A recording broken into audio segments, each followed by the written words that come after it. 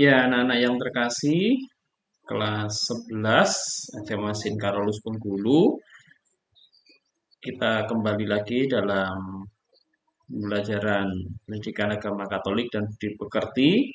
Kali ini kita akan melanjutkan tema berikutnya, yaitu tentang hukuman mati. Nah, apa itu hukuman mati? Pengertiannya, hukuman mati adalah suatu vonis atau hukuman terberat yang dijatuhkan oleh pihak pengadilan kepada seseorang atas kesalahan yang sudah ia lakukan. Jadi ini vonis atau hukuman terberat karena sudah hukuman mati, bukan hukuman penjara lagi. Nah, cara prakteknya yang dilakukan oleh berbagai negara itu ada yang hukuman pancung. Nah, memancung adalah tindakan memisahkan kepala dari badan manusia atau binatang. Biasanya hukuman ini dilakukan dengan kapak, pedang, maupun guillotine. Kata lain dari memancung adalah memenggal atau seseorang yang mengeksekusi disebut pemancung atau pemenggal. Contoh negara yang melaksanakan hukuman ini sampai sekarang adalah Arab Saudi. Ya. Kemudian hukuman mati yang berikutnya adalah hukuman gantung.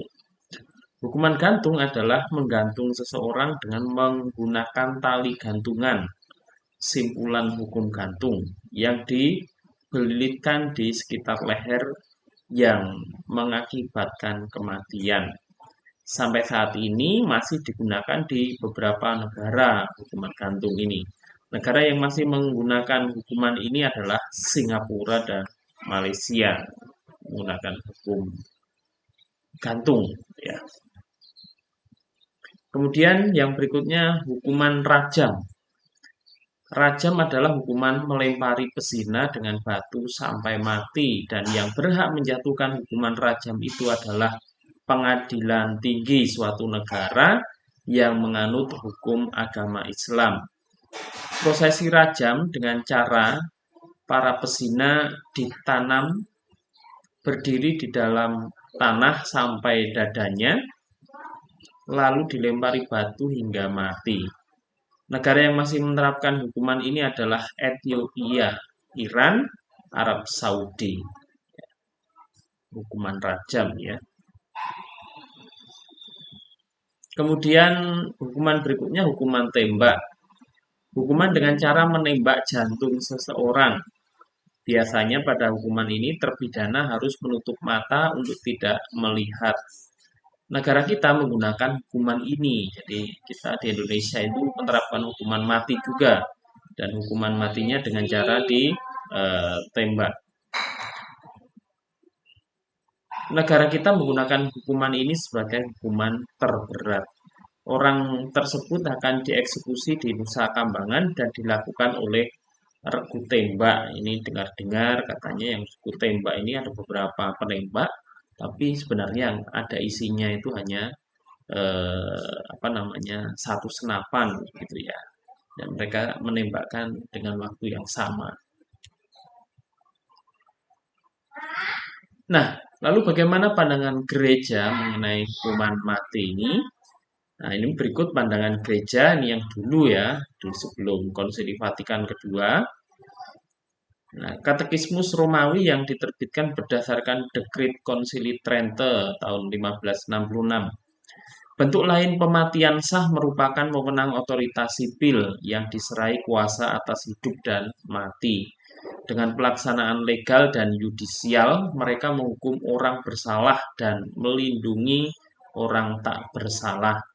Penggunaan adil atas kuasa ini jauh dari kejahatan pembunuhan.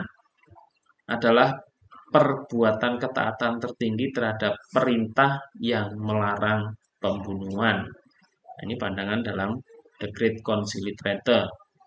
Lalu surat Paus Innocentius ketiga kepada Uskup Agung Tarragona pada tahun 1210 dikatakan kuasa sipil dapat tanpa dosa berat melaksanakan pengadilan darah, asalkan mengadili dengan adil, tidak karena benci, dengan arif, tidak tergesa-gesa. Jadi ini dalam sejarahnya ya, sejarah pandangan gereja. Jadi dulu sempat memang diperbolehkan tanpa dosa berat, artinya ya eh, ya berdosa begitu, tapi tanpa dosa berat gitu. Yang jelas harus mengadili dengan adil, tidak karena benci orang tersebut lalu menjatuhkan hukuman mati. Ya, dengan arif, tidak tergesa-gesa, itu artinya memang harus diselidiki sungguh apakah pelaku ini layak mendapatkan hukuman mati atau tidak gitu ya. Itu tahun 1210. Lalu bagaimana dengan pandangan gereja saat ini? Ya, kita mulai dari ensiklik yang dikeluarkan oleh Paus Yohanes Paulus II, Evangelium Vitae, nomor 55 sampai 57, tanggal 25 Maret 1995. Dikatakan, jelaslah bahwa untuk pencapaian tujuan ini melindungi masyarakat, hakikat dan lingkup hukuman harus dinilai dan diputuskan dengan seksama dan tak perlu terlalu jauh sampai melaksanakan eksekusi mati bagi pelanggar, kecuali dalam kasus-kasus yang mutlak perlu. Dengan kata lain, bila mustahil dengan cara lain melindungi masyarakat. Namun, dewasa ini sebagai hasil perbaikan terus-menerus dalam penataan sistem pidana, kasus demikian amat jarang. Kalau tidak praktis, tidak ada. Nomor 56 gitu ya. Ini dari ensiklik yang dikeluarkan oleh Paus Yohanes Paulus II. Jadi jelas bahwa untuk mencapai tujuan ini hakikat dan lingkup hukuman harus dinilai dan diputuskan dengan seksama. Tidak perlu terlalu jauh sampai melaksanakan eksekusi mati bagi pelanggar, kecuali dalam kasus-kasus yang mutlak perlu. Dengan kata lain, bila mustahil dengan cara lain melindungi masyarakat, gitu ya.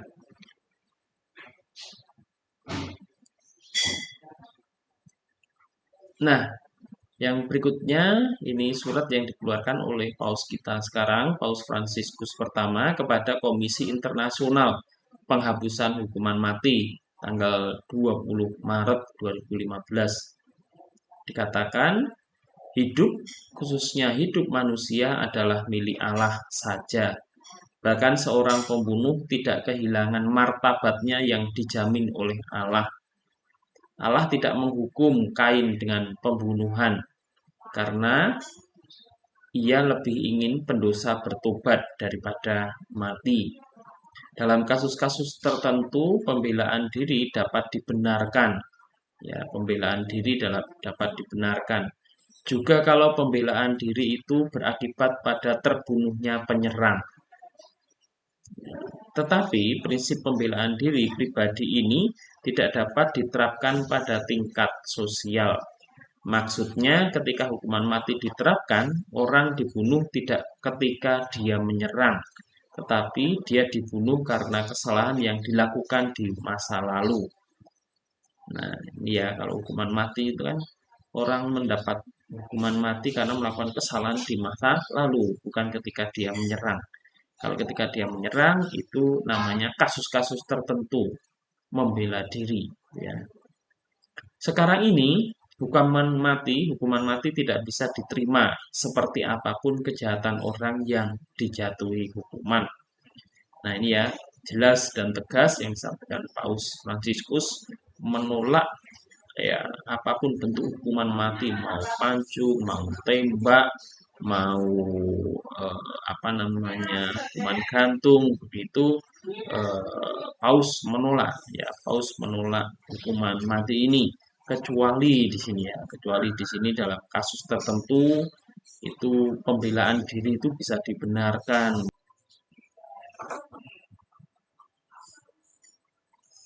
Lalu berikut ini tugas pribadi yang nanti kalian kerjakan. Nanti silahkan mencari dari internet lalu cari salah satu berita mengenai hukuman mati yang mungkin viral gitu ya, yang terjadi kepada seseorang di suatu negara, bebas boleh di Indonesia atau boleh di yang terjadi di luar negeri. Kemudian silakan berita nanti Anda ringkas dalam 3 paragraf, lalu diberikan tanggapan, ya, tanggapanmu terhadap kasus hukuman mati ini, ya mulai dari kasusnya, mulai dari pengadilannya sampai akhirnya dijatuhi hukuman mati. Nah, tanggapanmu seperti apa, gitu ya? Nanti silakan dikerjakan di Google Classroom, paling lambat pukul 11.50, jadi ada waktu sekitar kurang lebih 1 jam pelajaran untuk mengerjakan. Ya, demikian anak-anak, nanti selamat mengerjakan, Tuhan memberkati. Demikian materi untuk hari ini, terima kasih dan tetap semangat.